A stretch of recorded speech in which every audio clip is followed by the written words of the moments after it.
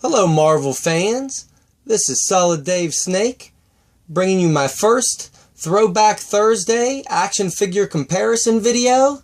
And for this first video, we have my favorite comic book superhero of all time, Wolverine, from the 1992 toybiz Series 3 Unmasked Wolverine, compared to the newly released X-Men Marvel Legends Infinite Series Unmasked Wolverine. And between these two figures, we have 22 years of difference. So there's been a big gap, and you can tell right off the bat how much action figures have improved over the course of those 22 years. And they're both, the same kind of designed Wolverine with being unmasked, and they're not the traditional Wolverine uniform with the blue stripes going down the ribs and the blue shoulder pads. Both of these are slightly different uniforms. The Marvel Legend one being the newer style Wolverine and how he looks in the comic books now. But I'll get them both up here and give you a closer look. And I will actually do individual reviews on all these new Marvel Legends X-Men. So this is just a quick comparison, just to show how they have changed over the years. And it's really funny looking at the old Wolverine head sculpt compared to the new one now. Just the level and detail that has changed is really something else.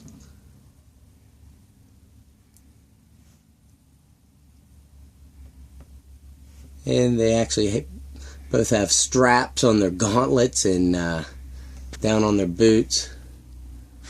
So they are kind of in the same style of uniform here. But I'll slide the Marvel Legend one aside here and just give you a closer look at this older one now. And these old 90's toybiz X-Men figures weren't necessarily all about articulation or anything. This is before figures got really articulated, and back whenever figures had gimmicks. If you can see on his back, it's got this little notch here for your finger, and you're supposed to spin him from side to side, and it kicks his arms up to kind of do a slashing action. It doesn't really work all that well. But one neat feature with his claws, they go in a little bit and then pop out. Might be able to see it better from this angle. They both do that on both sides. And it may not look much now, but back in the day when I was a kid, these figures were just awesome to me.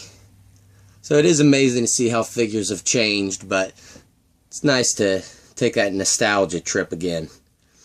And he's only got 10 points of articulation compared to that new Wolverine's around 30 points of articulation.